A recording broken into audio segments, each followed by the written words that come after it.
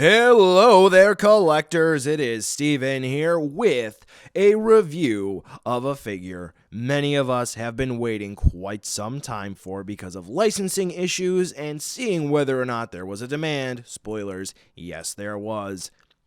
Figma Pokemon Trainer Red.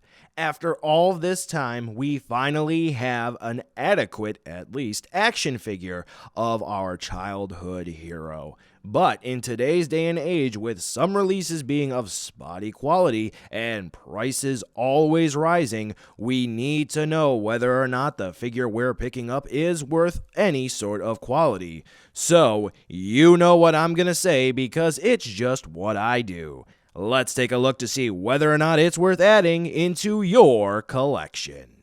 So, Figma Red here. What to say? Well, at a glance, there are probably a few things you're picking up on that aren't necessarily aesthetically pleasing, but they're functional for the articulation. So in some aspects like that, it's totally forgiving. Namely, the little slits that are near the pockets, which, honestly, you can kind of disguise them as pockets. And then on the vest, yeah, let's go with vest on that one. There are some slits up by the armpits, which they're just kind of there, and you can't really excuse that. But anyway, Red does, for the most part, look great. There are some paint issues that are going on here, and we'll take a closer look at that. But I have to say that they did a really nice job on the face, despite what some people think.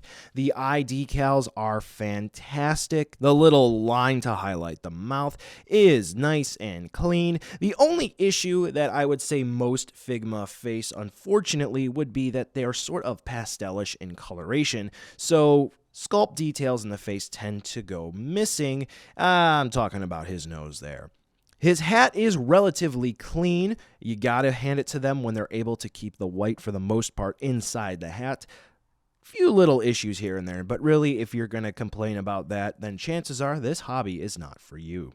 His hair is fantastic with great shading, what is there anyway, and it is nice and spiky. When we get down to the vest, however, this is where we come into a couple of issues, and this is really the only downside to Red. So like I said before, we do have those slits near the armpits, which are and then we have the white on him, which unfortunately we do have some bleed over with the red on the vest.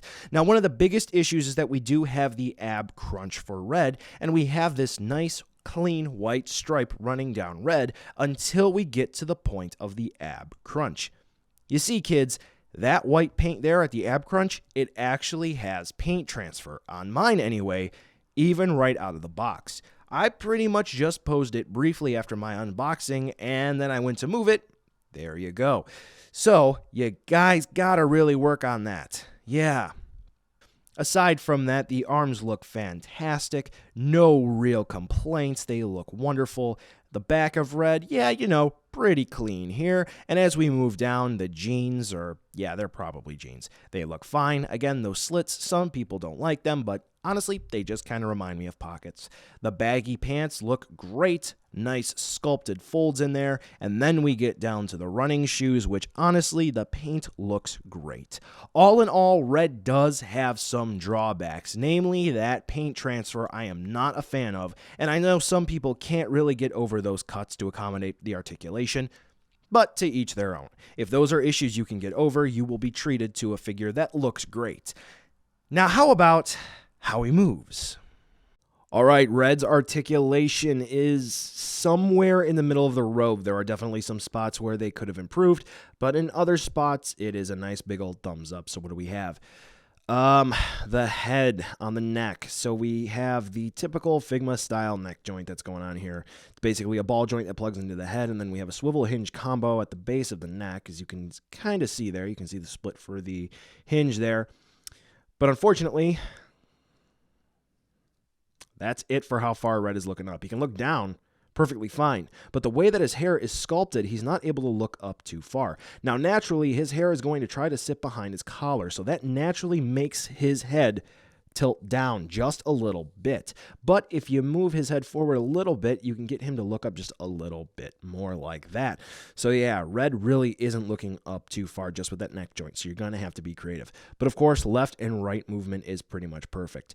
Given the paint transfer I showed you earlier here, I'm a little bit worried about paint transfer back here, but it is what it is. We'll worry about that when we get to that point down the road if that does show up. Shoulders. So we do have a ball joint that plugs in to the body at the shoulders. And then we have a hinge. So that's pretty cool. And then interestingly enough, this is just a sleeve. And there's a hole there in the bicep for a bicep swivel. So there we go. That's pretty nice. Yeah, yeah. Single hinge for the elbow, which also has a swivel in it. So that's pretty cool. Then we have the swivel hinge wrists, like we know and love, which you'll see a little bit more later. And then we have a ball-jointed ab crunch, which we can twist and turn from side to side, forward and back. And then we have a ball-jointed waist. So this way you can get Red into some neat poses, as you'll see in the gallery and throughout other pics in the review. Now, something to take note, he does come with the bag, as you'll see in the accessory section, and I'll go over the articulation a little bit when he has the bag on. Unfortunately, when he has the bag on, the articulation is hindered a bit more. We do have ball-jointed hips, so this way he can kick out really far. Yeah, that's pretty far. Again, we do have the cuts in select areas, so this way you get a little bit more range of movement. There are also swivels where the ball joint plugs in, so you can kind of see that going on there. We do have single hinge knees, the Figma joint. Inherently, there's a swivel there, but doesn't really move too much. We have awkward ball-jointed ankles, to be honest. Fantastic ankle rockers. Unfortunately, the pants do block that a little bit, but this foot is really, really loose on mine. Not so much here. Not so much, but, you know, it is what it is. And then we have a toe hinge, only moves up about that far, doesn't move down at all. So you can't have the toe pointing in a non-human direction, right? Right. So yeah, overall, Red has some nice movement to him. They just really botched the neck articulation. So yeah, you can get Red in some fun poses. He's definitely going to go on an awesome Pokemon adventure. Now it's time for the accessory section, and as you can clearly tell, this is where most of the value for Red went, because we get a decent amount for an average modern day Figma.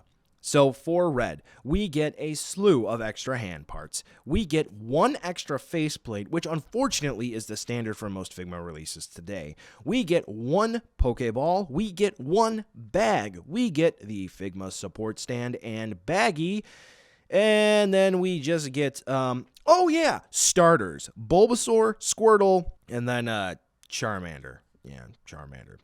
Now, something to take note of, while this figure was on pre-order in Japan, it had two different special order bonuses. If you ordered this from either the Good Smile Company online shop or through the Pokemon Center directly, you got one of two exclusive Pikachu figures to go alongside your 3 Kanto starters. Unfortunately for the mass retail release, and since we're in the US, we were not able to get those. Unless you imported and you paid a ton more money than this figure is actually worth. So, yeah, they're accessories, but I don't have them to show you. Sorry. But to be honest, if you're in the United States, you do have a chance to pick up a Tomy Pikachu. There are plenty of them with equally as awesome facial expressions, probably better sculpt. So, you know what? You're not missing out on much. Anyway, let's get into this and see how everything works.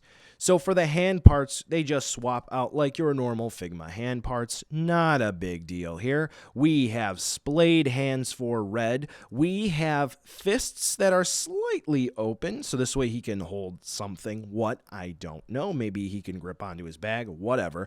We get a right pointing hand. We get a right hand, so this way he can hold on to his hat. We get a left and a right hand, so this way he can hold the Pokeball. The right hand is so he can throw it, and the left hand is so this way he can cup it like he's tossing it up and down in the air. The other faceplate that we get is Red yelling like he's in an action pose. And to swap out the face parts, all you have to do is pop off Red's hat, which can be a bit of a pain the first couple times you do it. Mine, unfortunately, was stuck with paint. Then you just pop the faceplate off and pop the new one on. Now, it's unfortunate that we only get one faceplate because even though Red is typically the ellipses character with not too much emotion that we see in the game, and most people automatically assign the rough, hardcore trainer role to him, the Nendoroid came with a couple different expressions, including a happy one, which would have been great to see here with Red. Now we're going to take a look at the Pokeball, and to be honest, they really stepped up the game from the Nendoroid releases. Yes, I know, Figma, Nendoroid, even though they're under the Good Smile Company branch, they're two completely different things, but still, it's good to have a nice scale Pokeball which can be used with other figures. So the only issue here is that there's no hole in the ball, so this way you can make it look like Red is throwing the ball as if the ball would be airborne to look like he's catching a Pokemon. It's unfortunate, but I guess we can't get everything right. Next up, we do have the bag. Unfortunately, even though this is pretty cool, and to be honest, the paint applications are pretty good, the bag is not great. Why is that? Well, here's how you put it on Red. First off, you have to pop off one of the arms, then slide one of the straps on over one of the arms that are currently attached to Red. Then you have to plug in the bag to Red's back, slide the other strap over the joint that's left over in the arm that you popped off, then pop the arm back on. Now, on mine, it is a really tight fit, and the straps are kind of made of a soft plastic, almost rubber-like, and that is pulling on the bag. That's tension there, which is not good. Furthermore, it does hinder the articulation a bit. No surprise there. So having something detrimental like this is not very good. I'm very worried about the longevity on this guy. So will I keep the bag on Red? I don't know. But best thing about this is the sculpt is great and there is a hole in the back of the bag. So this way you can attach the Figma support stand to the bag. Also of note, the bag does have a hole at the bottom of it so that way you can also plug the Figma support stand in there instead of just on the back. And last but not least, we have the Kanto starters. So first we're going to take a look at Bulbasaur here, and Bulbasaur is really, really great looking. He's in a nice, happy, smiling pose, and he's got one of his little feetsies in the air. It looks like he's coming over to give you a hug, which is really nice to see here. So Bulbasaur's paint applications are relatively nice. The bulb is a nice, vibrant, dark green. Yeah, weird choice of words, but still, you know what I'm talking about. The eye decals are fantastic. Now, I know some of you are probably wondering, how does it look next to the Nendoroid Bulbasaur? Keep watching, you'll see that in a bit. Now, here's a look at Squirtle, who's kind of doing a little dance off to one side. He's got his nice little fingers splayed out. He's looking really cool. Unfortunately, there isn't too much shading on the shell in any way, which would have been nice to see some depth, but hey, it does look nice at the end of the day with the decals on the face, including the eyebrows and the nostrils. Last up, we have Charmander, who's in a nice roaring attacking pose like he's lunging at something. Unfortunately, I think that the eyes actually don't match the expression. He looks very happy, but at the same time, the nonverbal pose says, I'm going to attack you. So, you know, tomato, tomato, what you like, what you don't like. But that's just a critique. Otherwise, Charmander looks fantastic, and it's great to see Charmander in this attacking pose. Now, something you may be thinking, Steven, why didn't you talk about the articulation for these guys? They don't move. They are 100% static. Unfortunately, someone in the comments section of my Red unboxing video mentioned not to move Squirtle's tail. I can see why you would want to move that, but at the end of the day, don't. Yeah.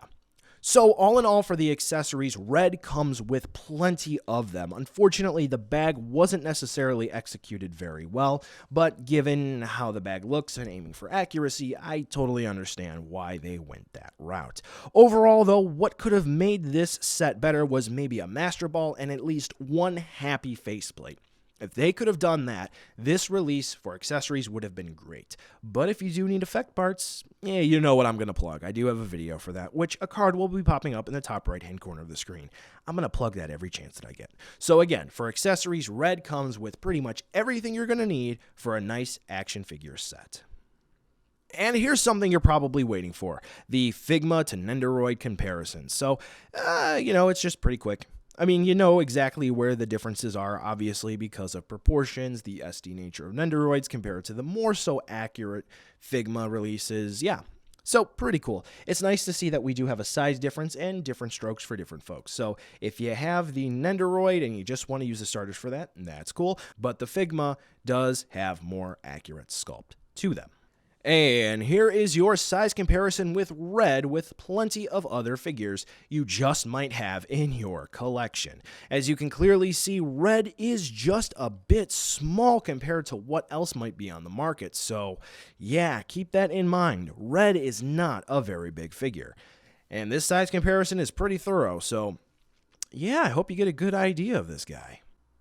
So, buy now, skip, or wait for that deal. Red has a fantastic value attached to him, but unfortunately there are plenty of small drawbacks that build up to, why did y'all have to go and do that?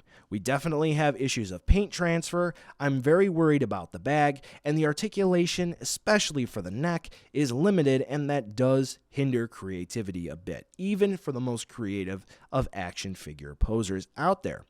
However, we finally have a Red action figure, and if you are creative, you're going to have plenty of fun with Red. Not necessarily the best release to have ever existed, but we have a fantastic set here that makes for a great display option, and Pokemon fans, Smash Bros. Fans, whatever you may be, you are going to love this action figure set. Well, that's about it for this review. Psych! The review isn't over just yet. This is the Figma Red, and the last review I'm going to do of 2017. So, to send off the year, here's a nice image gallery of Red getting into his adventures with some of the other action figures that I have. Be sure to stay tuned for the whole thing, and I will catch ya in the next